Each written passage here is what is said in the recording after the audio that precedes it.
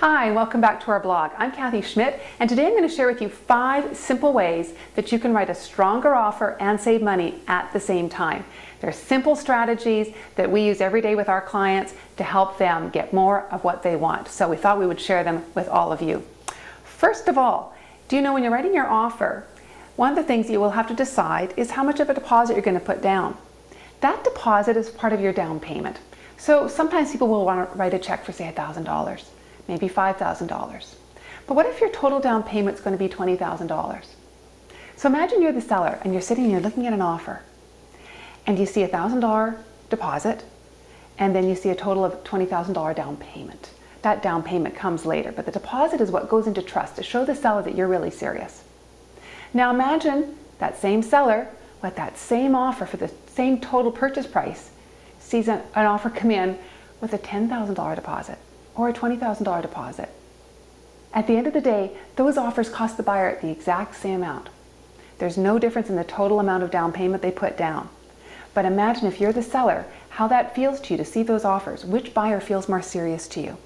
If you're the seller, which offer might you be willing to negotiate a little bit more positively with? Might save you on the purchase price to impress the seller with that larger deposit, and it doesn't cost you any more money. So something to really think carefully about. Secondly, if you can, offer the seller their possession day. Now again, that might not work out for you. These are just a number of tips that you can choose from. But if you're able to offer the seller their possession day, especially if they're selling and buying again at the same time and maybe it's your first purchase, that might be really worth a lot of money to that seller. There's a bit of a saying in real estate that possession day is usually worth money to somebody. So if this potentially is, say, your first time purchase and you're renting, that seller, however, might need a really specific date because maybe they've already bought something. Maybe they've got kids starting school. That date might be really worth a lot to them. So if you can give them that date, again, might be a little bit more flexibility on that purchase price that they might be willing to accept from you. So there's your second idea.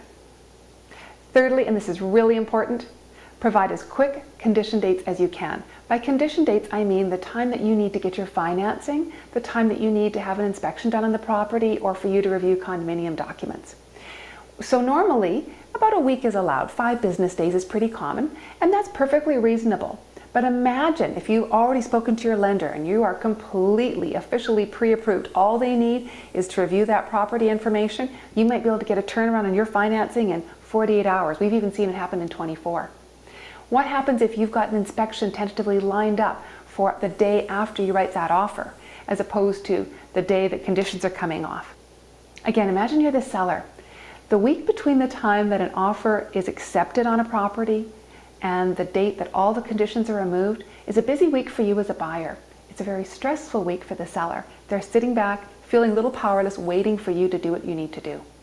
The sooner that you can tell them they're going to know for sure their home is sold, the less stress they're going to feel. The less stress they feel, the more likely they might be to accept a little better price from you or something else in the offer that you would really like. So be prepared, get your ducks lined up so that you can move conditions as quickly as you can while still making sure that you've crossed your T's, dotted your I's, and protected your own interests. Fourthly, ask your realtor to present the offer in person. Now, not all sellers are going to actually permit that. Some may say they just want the offer brought to them by their realtor or faxed over, emailed, but ask your realtor to request to present in person. Why? Well, just think about when you're speaking to somebody about something that's really important. You want to look them in the eye. Your realtor is your agent. They are acting on your behalf. When they look that seller in the eye and say, yes, my buyers are very serious. Yes, my buyers are pre-approved. Yes, my buyers will be able to complete on this transaction. And they look your realtor in the eye and they can trust that realtor to be really believing and meaning what they're saying to them, that they're sincere. You know what? They actually ascribe those characteristics to you and they think, you know what? These buyers are trustworthy. If it's just on a piece of paper, that often will have to do, and we can't do anything about that if the seller does not want to meet in person. But ask your realtor to request to meet with the seller, to really present your best case. That can really make a profound difference in the way that whole offer goes for you. And again, that can translate even into a better price. And lastly, this is a really great idea, especially if it's a situation where your realtor might not be able to meet with the seller. Write a letter to the seller. Let the seller know what it is that you appreciate about their home. Now, I'm not suggesting that you give away all your personal information and share that, your mom lives 3 houses down and she's going to be babysitting the kids. That'd be tipping your hand. You wouldn't want to do that. But you might say to them, we just love the backyard. We can imagine raising our family here.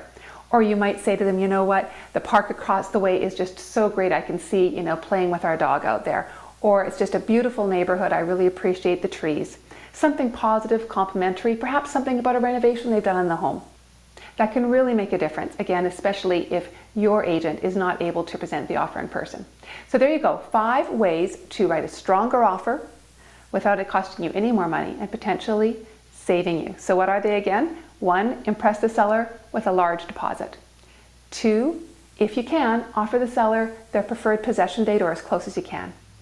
Thirdly, be prepared to write as quick condition dates as you can while still protecting your best interests. Fourthly, ask your realtor to present the offer in person whenever possible. And fifthly, consider writing a letter to the sellers. Hopefully that helps you out. There is a PDF document that you can download. Just click on the link below and you'll be emailed a PDF that'll have this information in it for you if you'd like to keep it handy. And if you want to chat real estate, we're always around to do that. Love to help you out. I've got an awesome team of realtors who love nothing more than just to start the conversation, answer your questions, and to educate consumers to be smarter purchasers and sellers as well. Any other questions you have, please email us at learn@weselledmonton.com. Always happy to hear from you. If you have ideas about topics for the reports or frequently asked questions you'd love to hear us address in our blogs in the future, please let us know. We'd always be happy to hear from you. In the meantime, enjoy the rest of your day. Do click and download that report so that you can have the information handy so you can write a smarter offer and save money. We'll catch you next time. Ciao for now.